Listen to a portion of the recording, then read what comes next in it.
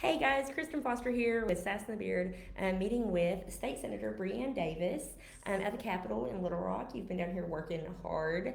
Kind of surprised coming back. You got called in for a special session. So I wanted to talk with you today because this is something that's a big deal right now in our community. Is that we are getting ready to go back to school. There's all these issues and discussion happening statewide about the mask mandate or bill or the Act 1002 that prohibits government buildings from creating their own mask mandates, and that includes public schools. So kind of why we're here now is to talk about that. This is an issue that you and I are not necessarily on the same side of, but that's part of why I wanted to sit down with you and do this while we were both down here, because anytime I've ever talked to you about an issue that we disagree on, which is fairly common, but you always have a good reason. You always have, you never just come at me like whatever, like it's just what I'm doing because this is what everybody else is doing. And a lot of times it's like we treat each other like the other side doesn't have valid opinions or beliefs. So I wanted to talk about this today a little bit and just see where you're at on this mask mandate issue, and what we're here for right now, a special session. Yes. Yeah, so it has been a surprise, and everything's been crazy. It's been fast, but also slow moving. So we met this morning on the Senate end and filed an unemployment insurance bill. So that's just some cleanup that we're dealing with after session. But really the thing that everyone's talking about, of course, is the bill that Representative Julie Mayberry and Representative Jimmy Gazaway are running on the House end right now in House Public Health. That basically says that school districts in any school building or school bus where you have children under 12, school districts can choose whether or not they want to implement a mask mandate. And it's specific to if the school district, so for Russellville, for example, the bill's kind of confusing, so I'm going to explain it a little bit. But so Russellville, for example, it says if Russellville School District has 50 cases per 10,000 residents over a 14-day period, then they have the ability to choose whether or not they want to implement a mask mandate. But that 50 per 10,000 is not specific to the number of children in the Russellville School District. It's specific to the entire population of people that live in the Russellville School District. So you're talking about the city of Russellville and a little bit outside. Okay. So that's what they're debating, and it is very contentious. And but to be honest, whenever I kind of filter out emails and text messages and phone calls that are not from people in District 16 and just look at the people in District 16 that have reached out, I mean, probably 98% of people have said, please do not allow any type of mask mandate in our schools for our kids. So everyone feels real passionate and strong about it. And that's where I'm at. It was a very thoughtful decision, but it wasn't a hard decision for me, if that makes sense. To just say, I agree. I don't want our kids being forced to wear a mask in school this school year. So are you concerned about how that will play out with the vaccination rates and with, just kids ending up quarantined or not with everything? I mean, last year we saw a lot of that fun times at the quarantine game, where you're, suddenly home with a bunch of kids for a couple weeks. So I am not meant to be a homeschool teacher, 100%. So, I mean, I'm kind of worried about that going back in. What are your thoughts on how that's going to work out? Well, I think a couple of things are different this school year than last school year. So last school year, regardless of whether or not students were wearing masks, if you were exposed, you had to quarantine. So the issue really wasn't the number of cases, of positive cases. It was just the sheer number of students that were quarantined. And in our house, we never had to quarantine any of our kids due to exposure. But I know some people, in their house, they had their same student quarantined just repeatedly, and so that's a lot, But this school year, the Department of Ed last week put out guidance that said, if you're exposed to COVID, and if you, the person who's exposed and the person who tested positive, are both wearing masks appropriately, then you don't have to quarantine. So I think that that's probably their attempt, and I know that guidance is some other places too, but basically to encourage people to wear masks. And quite honestly, I mean, I've got a child going into 8th grade, and I don't know whether or not he'll wear a mask to school. Like, we haven't had that conversation yet, but I bet come basketball season, when he wants to play, he probably will, because he probably won't want to be home, for 10 days out of school during basketball season in case he is exposed. So I think there's some, sort of incentive there to wear a mask, and then of course vaccination. If you're vaccinated, you don't have to quarantine, and so I think that some people are making decisions based on that as well. That makes sense. So vaccinations, that's a big issue. And it's another one that people get very, very heated about, very passionate on both sides.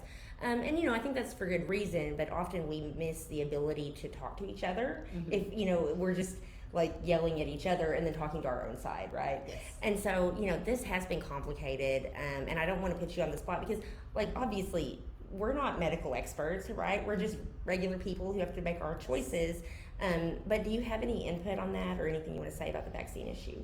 Yeah, I mean, I have kept pretty quiet about it. I mean, just for what you just said, I mean, I'm in an elected office. I'm a politician by definition, and so people don't really want to hear from more politicians. I think we're in a stage where people agree with people who are saying things they already believe, and so for me to come out and try to make some kind of medical claims or just to get in deep on vaccinations, that is a personal choice. I think it's something that people need to talk with their doctors, physicians about, and it's a personal medical decision. And so it is hard though, because I made a Facebook post the other day, and it was nice. At first people were commenting, and then it just turned into people back and forth, just sort of like yelling at each other online. And that doesn't move the needle in either direction on either side. And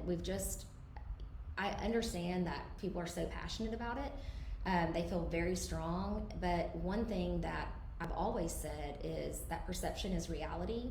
And we all have a different perception of what we see going on, what we're reading, what we're understanding. And so our perception individually is our reality, and it's hard to yell at someone else and say, why don't you see my reality? Like, I see what's going on here. And at the point that we just stopped listening to each other and just decided to box each other in, like, that's one thing that I hate so much about even this mask mandate, right? Like, so we're having this conversation about whether or not kids should wear masks at school. School districts should be allowed to, do a mandate, and people just say, well, like, if you care about kids, you will be for this. Well, I'm a mother of 4. Like, I love my kids a lot. I care about kids a lot, and that's not true. And it's not fair to say that, because there are people all across our state that feel very strongly about their kids not wearing a mask to school. And it's not because they don't love their kids. And it's not because they want their kids to be really sick. There are reasons that people have such a strong disagreement with wearing a mask to school, masking their kids up. And so, but we've boxed each other in and said, well, if you believe this, then you must be this kind of person. And that's just not right. It's not true, and it divides us even more. Yeah, and I mean, I know you care about your kids. I know you care about other kids. Like, you're, a great advocate for children in our community. So I really, you're so right. It's unfortunate when we do that to each other. I mean, I love a good Facebook throwdown as much as anybody. Like, I'm here for it, but it really doesn't get us anywhere when we do that to each other. If the goal is to try to change minds, if the goal is just to yell at each other, then we can do that. I mean, that's fine, I guess, but it doesn't get us where we say we want to be. And so I really appreciate you taking time to talk with me about this. Is there anything else folks need to know about this special session, just to be aware of kind of how this is going to work, or what may be coming up? Yes, so I think there is like so much confusion about it, which I understand, because like we didn't even get the call, I think, until yesterday officially. Like, we didn't know when we were coming in or anything. So there are other things going on. Officially on the call is the unemployment bill that we just talked about, and then this mask bill. But several other members have bills that they want to run. But legally they cannot do that unless we pass a resolution by a 2/3 vote, a joint resolution allowing those bills to be run. So, and we cannot do that until all of the business on the governor's call is done, which we think is Thursday at midnight. We don't know that for sure. I've talked to other members, and that's what we think is Thursday at midnight. We should be done with the governor's business on the call, and then people can introduce new resolutions. So I don't anticipate someone's going to do that at 12:01 a.m. Because we'd have to actually show up and vote on it. And 2/3 vote, that's 24 out of 35 votes. It's a heavy lift. So I think you'll see that Friday morning, I think, is when you'll see people try to, so you guys will probably see that bills are being filed, because I've already gotten some messages about some of the bills that have been filed, but they don't have permission basically to run those until we pass the joint resolution saying they're allowed to run those. And that takes 67 votes in the House and 24 votes in the Senate. And then those bills would have to actually go to committee and go through the normal legislative process. So I don't, anticipate that happening, but things change really quick in politics. And so who knows, and we'll just see, how the rest of the week goes. If y'all are here at 12:01 a.m. on Friday, I'm gonna cry. I think I can only handle that once a year for a session. I don't think we should do that again. But I know everybody's ready to get home to their families too, so I do understand. Like, y'all are here to get your work done and get home. You're not trying to just hang around, So, okay, well, and how important is it when folks are giving you feedback? You read these emails, I hear you talk about them sometimes. This is important that you hear from people who live in your district, right? Yes, it is important. I'm not the world's best at always replying, and I miss a lot because, just the flow. It's just hundreds of, right now, my voicemail's probably already full. I've gotten hundreds of text messages today, so that's getting filtered in with other messages that I need to see, and then hundreds of emails. And so I don't always reply or miss some things or whatever, but I do see them, and it is important to hear that feed. It's just important to know, am I in line with what people are thinking and feeling in the district, which, like I said, the feedback I've gotten. And then as we take on new issues, it's important to hear that too, maybe on things that I don't have a position on yet, and I can kind of see what people are thinking. Yeah, absolutely. Well, that's awesome. Now, I have one more very important thing I want to talk with you about. From social media, I saw on your Facebook, you were wearing a fabulous cat with sunglasses print dress that even had pockets, which I was very jealous of those pockets. Yes. I saw some comments saying, hey, if you'll wear that to the legislature, we get some cash money up in here. And so we were talking about that, and I challenge you, Senator Davis, to come up in here in that dress. We could raise money for your favorite charity. It would be amazing. Mm-hmm. So when is that going to happen? Yeah, okay. So I know, I'm seriously considering. I got this awesome dress yesterday. One of my friends posted about it on Facebook. It's from Walmart, and it is $6.44. It's very soft, 2 full pockets, and it had pandas and cats and everything with sunglasses. So I need to think about if I'll do that tomorrow. But I really need people to I need to start a post and get people really pledge and pick maybe the Boys and Girls Club or something like that to raise money for, and so I might put some thought on that today. I love it. So check State Senator Breanne Davis, check her Facebook page. Y'all don't want to miss that picture that's already there, and then there is hopefully something in the works for this special session, because that was fabulous and amazing, and I love that dress. You look like the much cooler political Carol Baskin who isn't going to do anything illegal or dangerous. Yeah. So, all right. As I say, style and comfort really met when that dress was made. So, done. That's all we need. It's perfect. It's the perfect dress. Yes. Everybody's going to be wearing one at the legislature next week. You just don't know. If y'all keep coming back, you'll see those dresses everywhere. All right. Well, thank you so much for sitting down with me. I really appreciate it. We'll, I'm sure, touch base again soon and see what happens with all of this. And you hang in there. Good luck. It's going to be a lot of fun, I'm sure. Yes. Thanks. Thanks.